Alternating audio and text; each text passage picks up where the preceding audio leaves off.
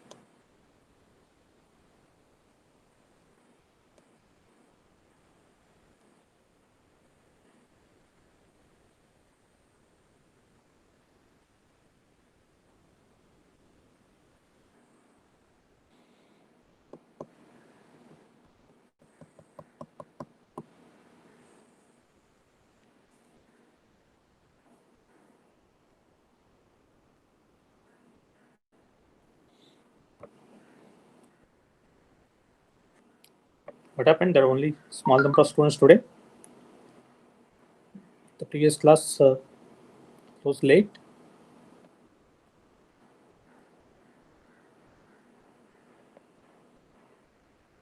Okay. Yeah, that's fine.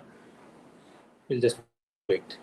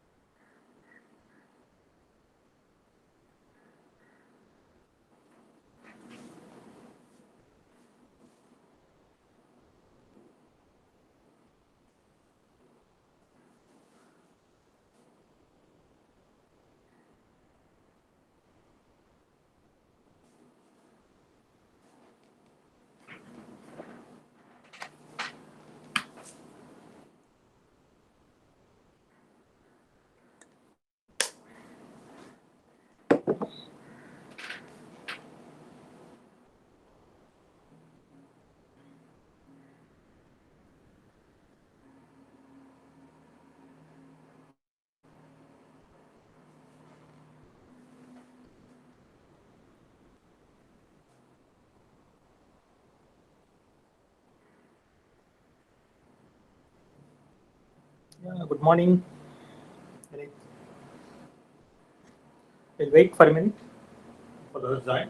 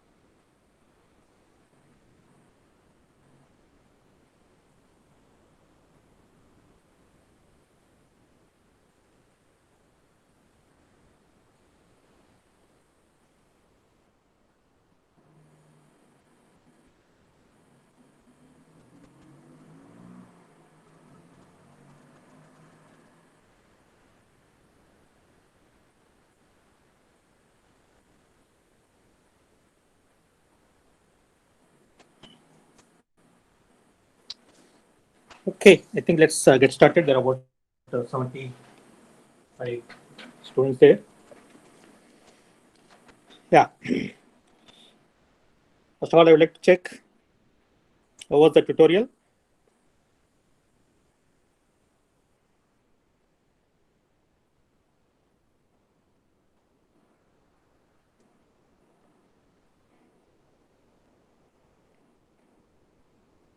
Was it okay?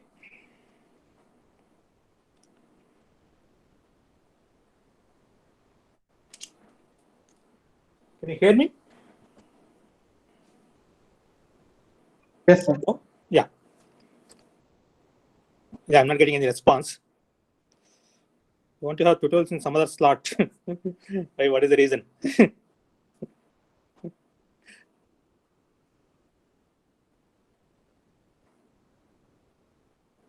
Yeah, this we have discussed. The question is, can we have the best 3 out of 4? This we discussed in the class committee meeting, and we agreed for that. So totally, we'll have 4 tutorials, and best 3 out of 4 will be taken for the grade. Yeah. Also, sir, like there was some more query that the scanning of the answers and uploading is taking a bit of time. So, Uh-huh. can there be some 1.5 hour slot for the exam? More or less, that's what we are giving. Right? We're Like the closing thing the is, people we're are closing the having exam at classes 10:50, and we are after. giving 20 minutes time to upload the answer sheets. Right? Like actually, people are having class after Oh, 10. okay. Yeah, we'll see. Like, Maybe I think it's possible we'll shift this tutorial to the lab hour. Okay. yes, sir, that would be great. I think we can find a couple of lab slots where we can have the tutorials, and I can take the lab class in one of the regular theory classes. I think that should not be a problem. I think maybe from next tutorial onwards, we'll have it in the lab slot. Yeah. Okay. Good. Yeah.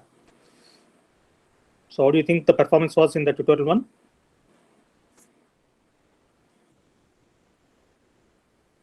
Was it easy or tough?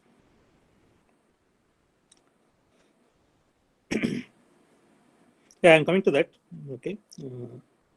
So, Chit is asking for the email numbers, email addresses, or the phone numbers of the TAs. Okay. But we'll have the mechanism for you to reach the TAs. Okay. Okay. I'm not getting any response about how the tutorial was. Okay. The TAs have finished the grading of the tutorials, and you can see your marks on the grade scope. And we also posted the solutions for the tutorial in the module. Okay, so you should be able to look at the solutions also. So let me just give the details of the performance. It was moderate difficulty, but lengthy, sir. Yeah, I agree with that. Okay. I mean, as it happens, the problem sheet or the tutorial is always, I mean, the difficulty level is always aimed at the best prepared student. Okay. And we cannot come there and start looking into our notes or my lecture notes or the recordings of the lectures, right, for the answers. You have to come prepared, right? And also you must regularly study the subject and make sure that you are able to understand and follow the subject. And also you have to practice enough.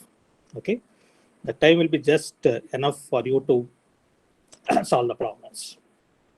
Okay, I think people will have some kind of a false confidence that anyway your notes is there, the lecture notes is there, the recordings are there, so you can refer to them uh, to solve the problems, right? And I don't think that will work. Okay, unless you have understood the subject, unless you have practiced enough, right? You will not be able to complete the solving the problems in the given time. Okay, so I have the details of performance here. Out of 20, the average is 10.5, and minimum is 1, and maximum is 20. So I'd like to appreciate the student who got 20 out of 20. It's Ravisri Kumara Vallu. Okay. So let's show our appreciation to her. And also KV Vikram is very close, 19.5. Can they show up?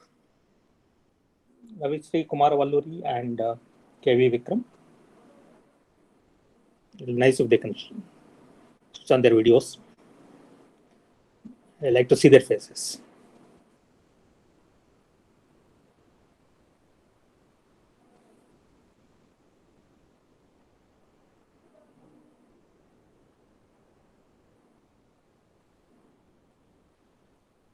Okay, I'm not getting any response. Is there some problem?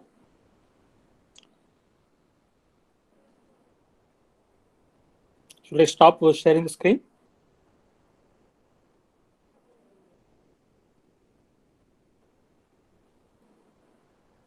Hello? Yes, sir. Hey, I'm not getting any response. I guess they can. Okay. I thought it would be nice if they can switch on their videos. Maybe let me stop sharing. Is it visible, sir? 1 minute. Yeah. It's Ravishri Kumara Valluri. How are you called? I go by Ravi, sir. Oh, you are going go by Ravi. Okay, okay. I was not even sure whether it's a girl or boy. Okay, good. Congrats. And Vikram, KV Vikram. Ravi has been silent all along.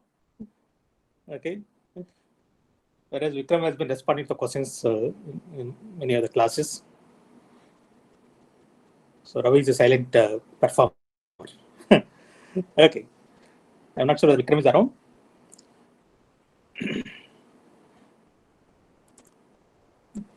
Okay, good. Keep it up. And there are others who scored 18 and then 17 and so on. And I'm happy with the average because that's typically the average in my courses, right? It's about 50 to 50%. Okay. But what I'm not happy is half of the class ending up with the marks less than 10 and nearly 1/3 of the class having the marks less than 6. Okay, that is less than 30%. This is not the kind of tutorial where one should score so low. If you have been attending the classes regularly, if you have been following what is going on in the classes, if you have done some minimum preparation, right, you should have been in a position to score 10 out of 20 without any difficulty. Actually, out of 5 questions, only the 4th question is little involved. Okay, all other questions are very straightforward. So I don't see why the average should be only 10 or why half of the class should have marks less than 10 and why 1/3 of the class should have marks less than 6. Okay. So those who have not done that well, please see what needs to be done, right? You must put in the required effort. Okay. So understanding the subject and then practicing is very important. And unless you do that, you will not be able to do well in the tutorials and also in the final exam. Okay. If there's any difficulty, please write to me. We'll see what can be done. Okay. And after looking at the solutions, there is a provision for you to submit your request for regrading any of the questions which you think you should have got more marks.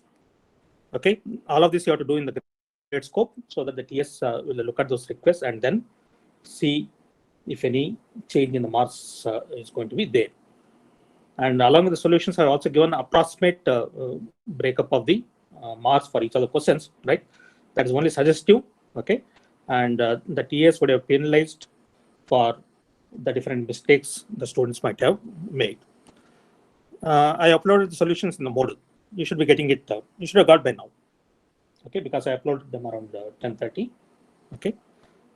So please have the look at the solutions and then look at whether you got the right marks for each of the questions.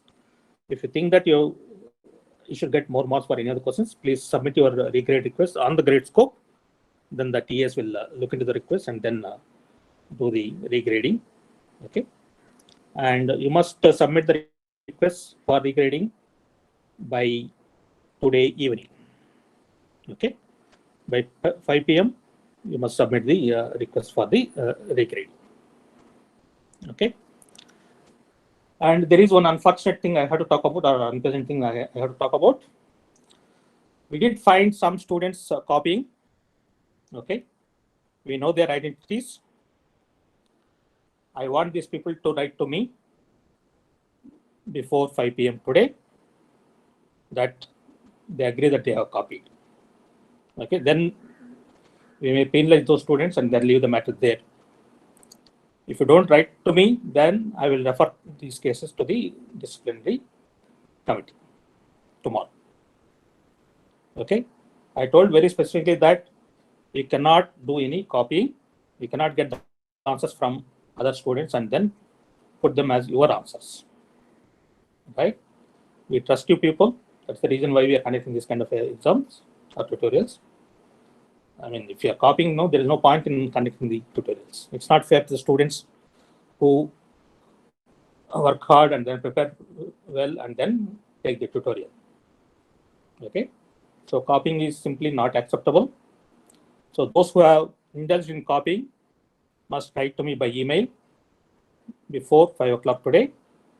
Otherwise, we'll refer these cases to the disciplinary committee.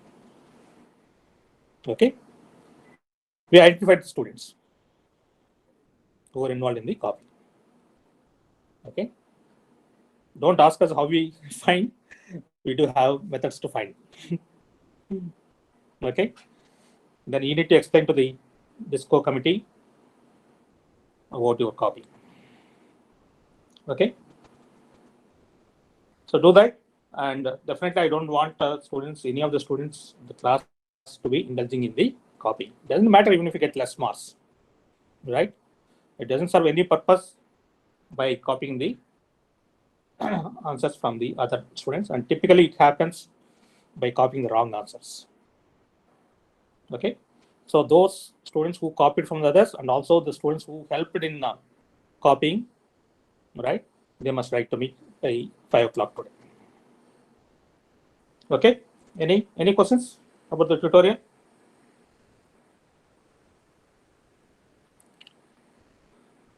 Okay, yeah, if you joined late, I already told that we'll have 4 tutorials and we'll take the best 3 out of them, right, for the final grading. Only thing is we need to schedule these 3 tutorials in the remaining half of the semester. So the tutorials will be held at a higher frequency, and we'll try to schedule them in the lab slot, so that all these logistical problems that we had can be accommodated. Okay, and I want to check what is the status of the lab assignment. Assignment 4. This is on the implementation of the multiplier circuits, both for the unsigned integers and the signed integers. What is the status? Could you people complete that?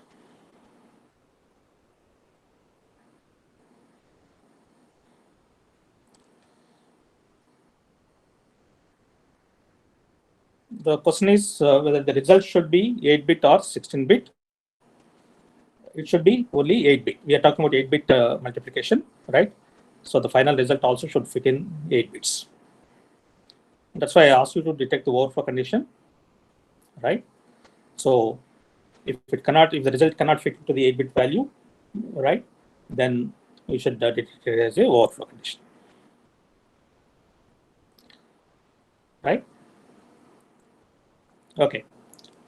So what is the status of the assignment? Is there any batch which is not going to complete before the deadline today?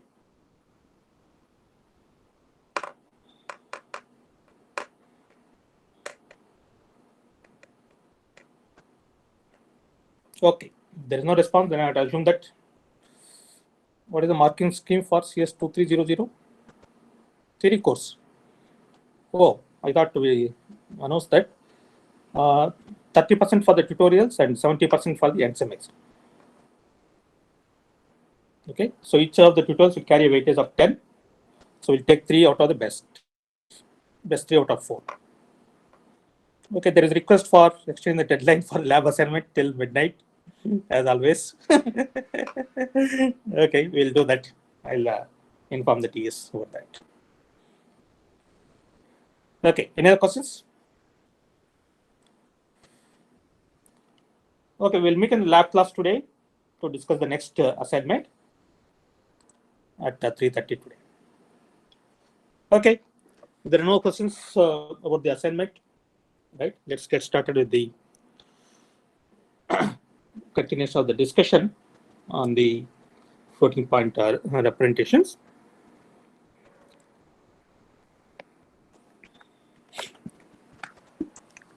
Okay. So in the last class, we had the discussion on how the real values get represented in the IEEE standard 754. We have seen it in detail for the single precision floating point representation with 32 bits. Okay. And at the end of last class, we are looking at the range of values that can be represented, right? This is what you have seen. So for the normal numbers, we have seen that the range on the positive side is 2 power minus 126 to approximately 2 power 127. That corresponds to approximately 10 power minus 38 to 10 power plus 38. That is, you can have fractions with the 38 decimal digits, or you can have integer numbers with 38 digits. Okay. And so it's a much wider range than what can be represented using 32-bit signed integers. And that's possible because unlike in the integers where the resolution is only 1, here the resolution varies depending on the true exponent associated with the number. And that's what we are discussing at the end of the last class. So the resolution is given by 2 power minus 23, right? Where 23 is So actually, screen, sorry, screen there's some is problem. not visible. Oh, you're not able to see. I'm sorry. There's some problem. Let me just check.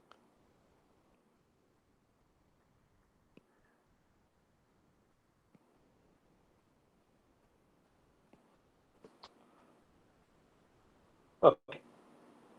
It's coming up. Yeah. Okay. So we've seen that the resolution is given by 2 power minus 23, where 23 is the number of bits in the Mantis fraction field, multiplied by 2 power, the true exponent associated with the number. And that resolution itself varies, right, over a wide range, right? So we've seen that it can be as low as 2 power minus 149, which is approximately 10 power minus 45. So you can have decimal numbers with 45 digits in the fraction being represented. And the range, at the highest range, right, the resolution will be very poor, right? It's a 10 power 31, right? So you can see that the successive numbers that can be represented in integers cannot be represented in the floating point format, right? When we are dealing with the large numbers, that is the price we are paying by accommodating better resolution for the fractions. So this is for the normal numbers or the normalized numbers, and the special cases in the floating point standard are given by this exponent field and the Mantis field taking different values. So if the exponent field is 0 and the Mantis field is also 0, by definition that denotes value of 0. And again, the sign bit can be 0 or 1, so it will be plus or minus 0.0. And if the exponent is 255 and the Mantis field is 0, then that will be interpreted as the infinity. And exponent is 0 and Mantis is not 0, that corresponds to the what is called the subnormal numbers or the denormalized numbers. And by definition, because they are not normalized, by definition, the value of these numbers will be 0.xm multiplied by 2 power minus 126, right?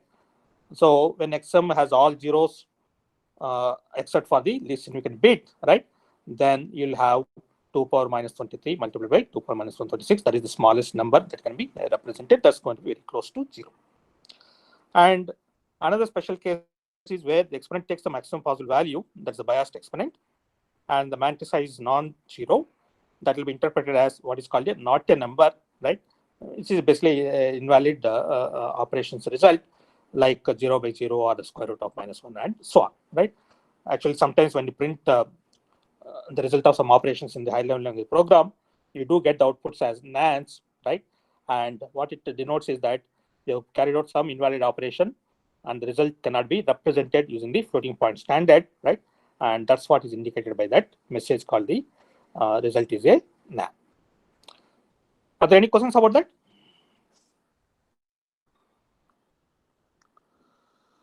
Okay. I think at the end of last class, I gave you brief details about the double precision floating point representation, which is a 64-bit representation, which corresponds to your type double in the C language. Okay. And the 64 bits that are available are distributed as follows: 1 for the sign bit, 11 bits for the biased exponent, and the 52 bits for the mantissa fraction, right? So what I want you to note is that you should not use double indiscriminately, right? You should know that you should go for double, right? Only when the numbers cannot be represented in the single precision floating point, that is a float type, or the resolution is not adequate, right? If you use the float type, right? Only then you should go for the double type, because people indiscriminately use the double type, right, without even realizing, right, whether it's really required or not. The effect of that is the number of bits required to store the values itself will be double, and also the time it takes to perform the arithmetic operations will also be much higher compared to that for the float type operands, right? So knowing the range of values that can be represented by the float type and the double type will be very helpful to decide whether you have to use the float or the double in the high-level language. And it follows exactly the same format as in the single precision floating point format. So the bias will be 2 power the number of bits in the bias exponent, that is in this case 11, then 2 power 11 minus 1, then minus 1. So that's 1023. Sorry about this.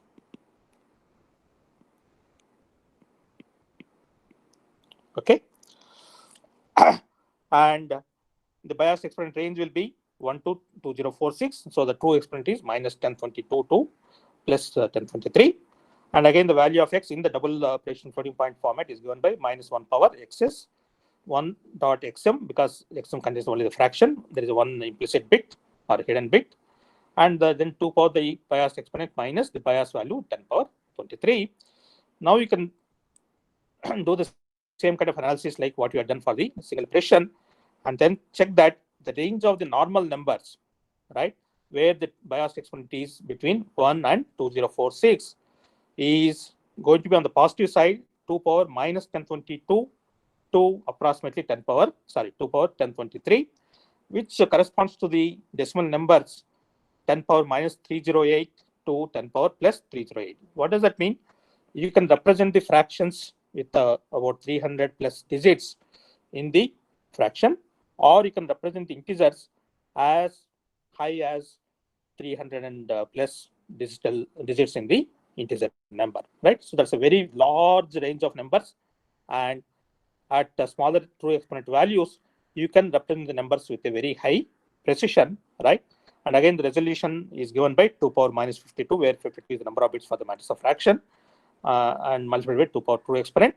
And the true exponent itself ranges from minus 1022 to plus 1023.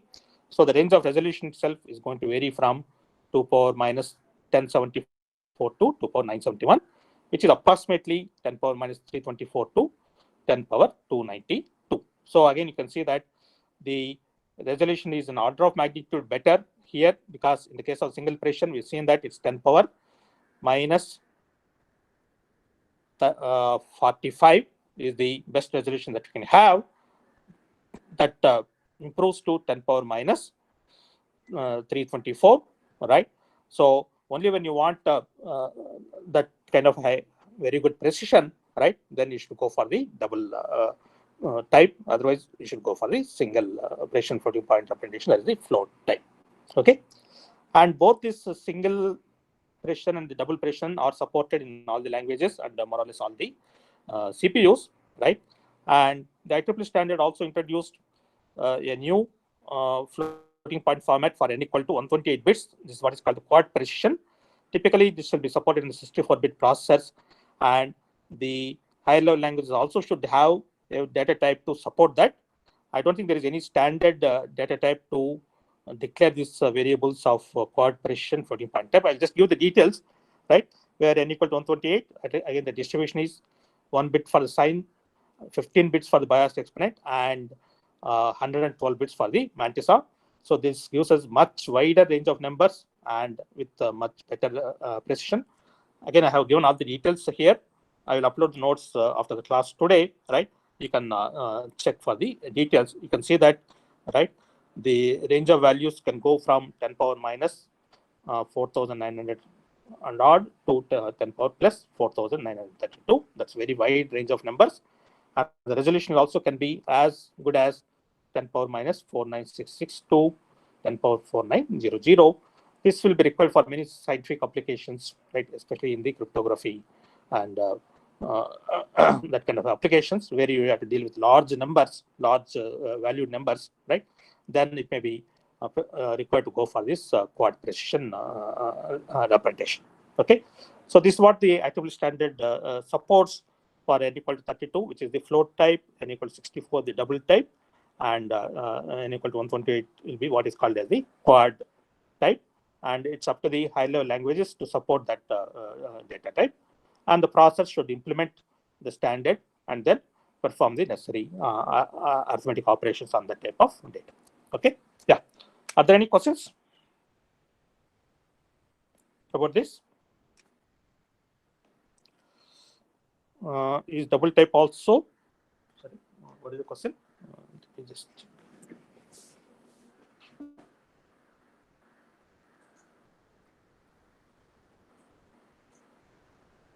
Yes, the double type is also supported on the 32-bit processors.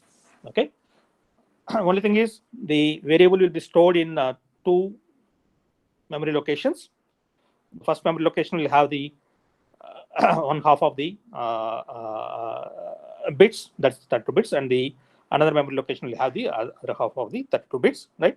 And the processors will have the arithmetic circuits to support the arithmetic operations on the double type data. Yeah.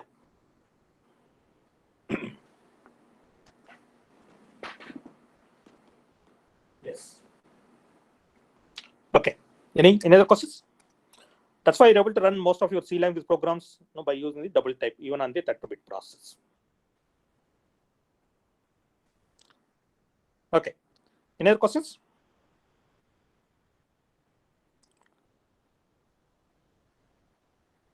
Okay, please go through the notes that I'll upload after the class, right? And if there are any questions, we can look at them in the next class. So let's continue the discussion on the next topic.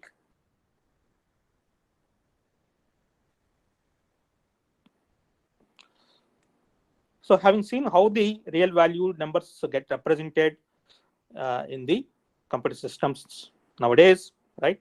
All the processors follow this IEEE standard 754, right? And all the programming languages also are required to support that format, okay? And therefore, the CPU designers will implement the circuits for performing the arithmetic operations on these floating point representations, okay? So we look into some details of how to perform the arithmetic operations on the real numbers represented in the floating point format. We'll have most of the discussion for the single precision, but the method will be extendable for the 64 bits or the 128 bits as well. Okay. So before we go into the details of the circuits that can perform the arithmetic operations, first let's try to understand how we do these operations in the decimal system, because we implement circuits to realize similar kind of operations on the binary representations of the real values as per the floating point standard. Okay. Suppose I have these two numbers, x and y, which we are looking at in the decimal system, but we are looking at in the mantissa exponent form, and we are also looking at the normalized representation of these numbers, right? In the decimal system, what is the definition of the normalized representation? There should be a single digit to the left of the decimal point. Okay, so any given number can be brought into the normalized form, and then we can express that number in the form of mantissa and the exponent. So assuming that we have two numbers which are in the normalized form, first we'll discuss for the case of positive numbers, then we'll see how to deal with the numbers are of opposite sign. Okay, suppose I have these two numbers 5.675 and into 10 power 2, and another number is 2.45 into 10 power 1. All right, how do we add these two numbers? I cannot simply add the mantisas, right, because the exponents are not the same.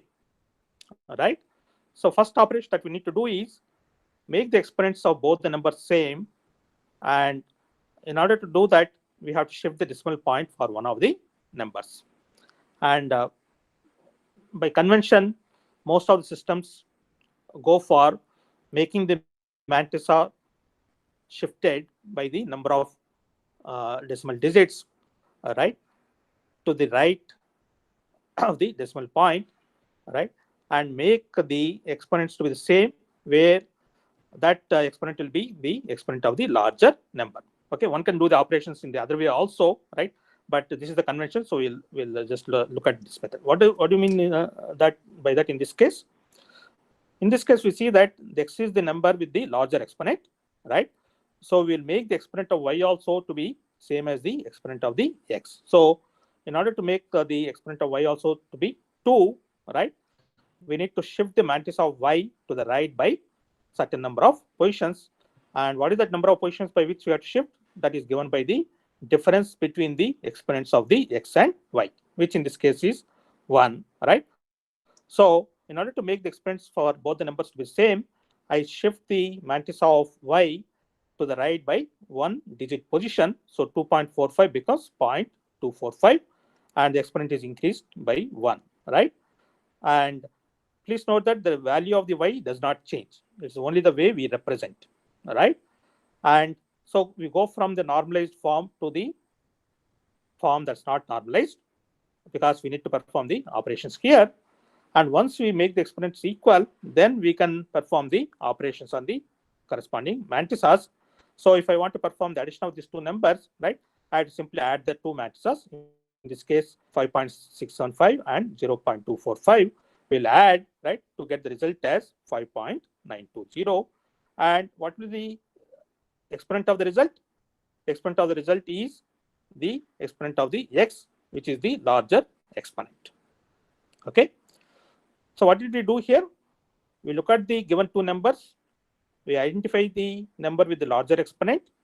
Then we make the exponent of the smaller number also to be the same. And without changing the value of that number, we perform the shift operation on the mantissa by the number of positions that's equal to the difference between the exponents of the x and y here. If I have to do the subtraction of y from x, right, the operation will be exactly the same, except that after we do this exponent alignment or the mantissa alignment, right, then we subtract the mantissa of the second number from the first number. So in this case, the result will be 5.430. Okay. So this is a very basic step that we need to understand, and later we'll see how to design the circuits to perform similar operations on the binary representations. Now, let's say I have two numbers of opposite sign. X is negative and y is positive. I retain the magnitudes to be the same. Now, if I have to add x and y, what has to be done? So x is a negative number, y is a positive number, and I have to get the result for x plus y, right? So what is the operation that's involved here? How do you perform the necessary operations to get the result? Yeah. So first of all, we have to note that x and y are of opposite signs, right? And x is a negative number, and that number has got a larger exponent, right? So if I call this result as z, right? What is zs here? Yeah. What will be the sign of the z? We have to note that we are given two operands of opposite sign, and we have to note that the x here has a greater exponent, right? And when you perform the addition operation on the numbers of opposite sign, what is the sign of the result? The sign of the result will be the sign of the number with the larger exponent, that will be xs in this case. Okay, and what will be the result? How do you get the result in this case? What will be the magnitude of the number? Now again we have to note that the numbers are of opposite sign and we have to perform the addition operation. And because the numbers are of opposite sign and we have to perform the addition operation, in order to get the result, we need to perform the subtraction operation, right? So that's why you can see that the result here is minus 5.430. How do we get this? We note that ZS is same as XS, right? And the result X plus Y will be having the magnitude that corresponds to the difference between the values of the two numbers. That is the difference between 5.675 and 0.245 after the exponent alignment, right?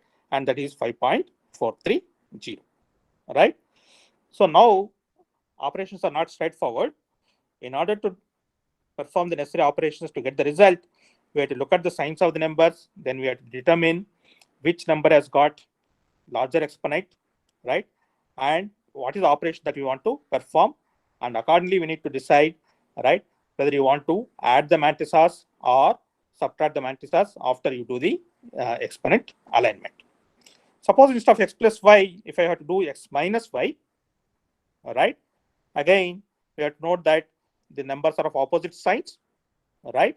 And when I perform the subtraction operation, right, the result is going to be negative in this case. And in order to get the result, I have to add the mantisas after the alignment, right? So that's why the the result is going to be, this should be 5.920.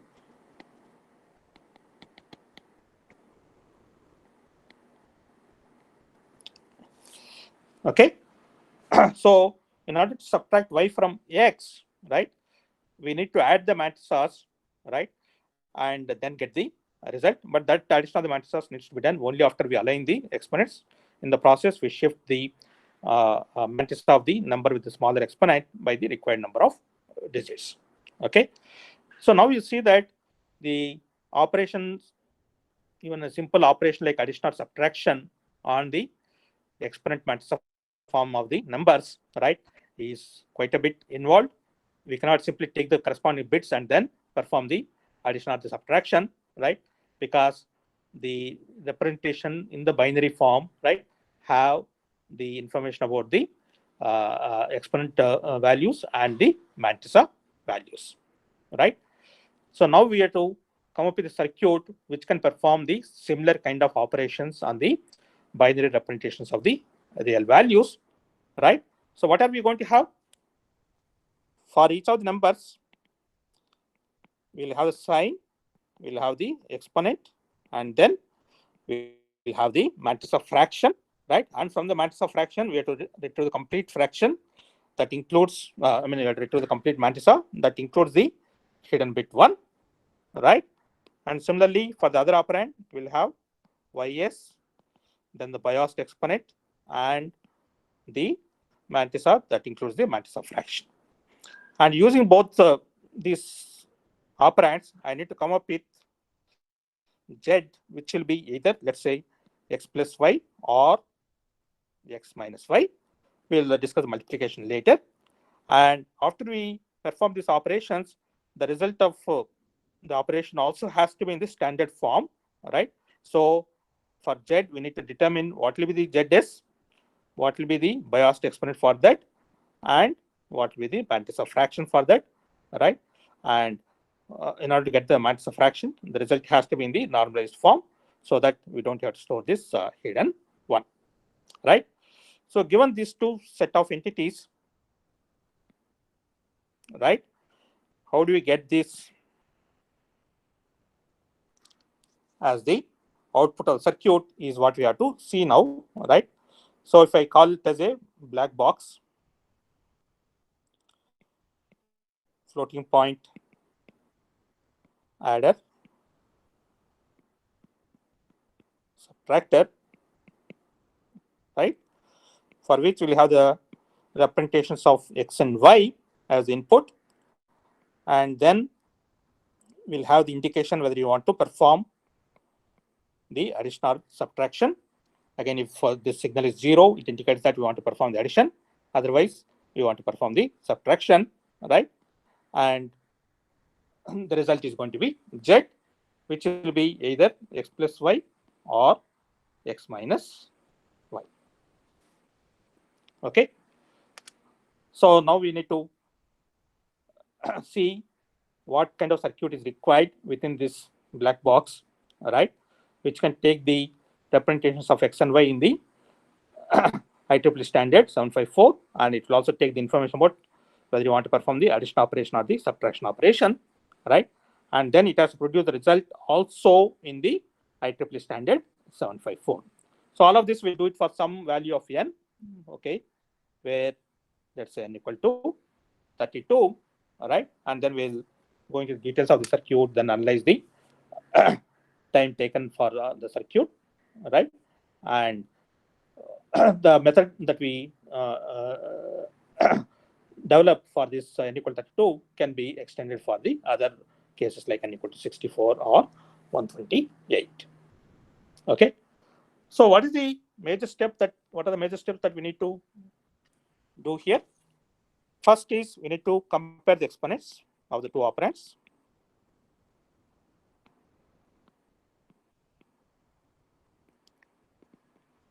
And then determine whether xe is greater than ye, right? Or xe is less than ye. First, we'll look at the case for xe not equal to ye, because for xe equal to ye, the circuit will be simpler. Okay. Yeah. And once we determine which of the exponents is greater, right, then we have to do the Mantissa alignment.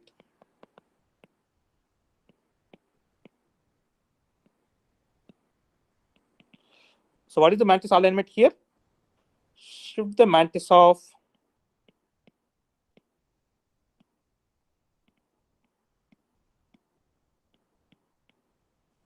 number with the smaller exponent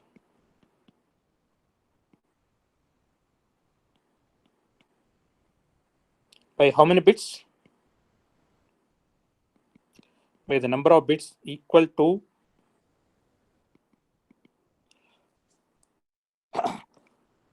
the absolute difference between xe and ye. Okay. And once we do the Mantissa alignment, then we have to perform Mantissa addition or subtraction.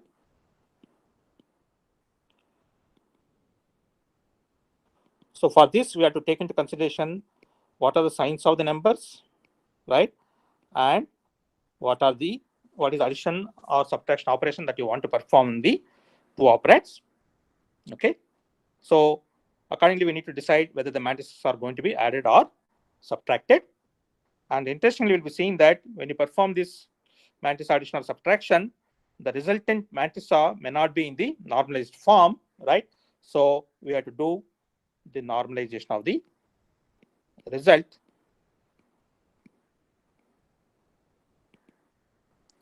All right. And when we do the normalization of the result, right, basically we perform some shift operation so that there is only a single one to the left of the binary point, and accordingly we have to adjust the exponent of the result. Okay.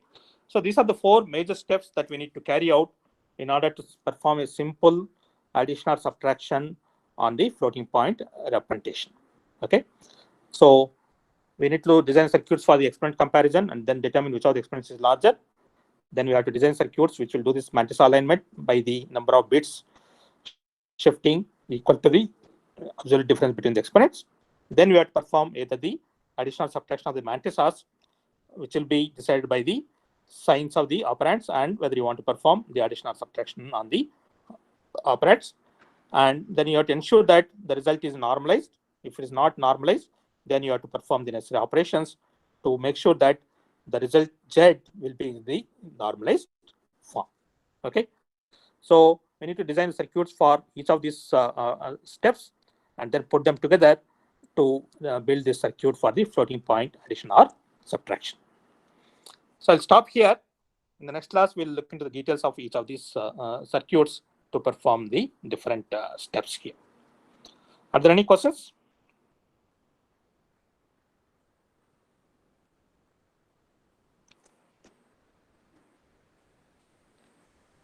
Yeah.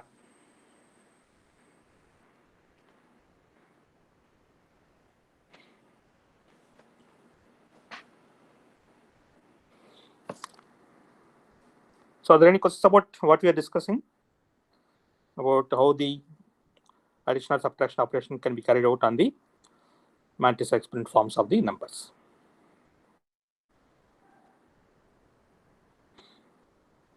Okay, if there are no questions, I think we'll stop here. We'll meet at 3:30 to discuss the next lab assignment. Okay, yeah. I will close the session now.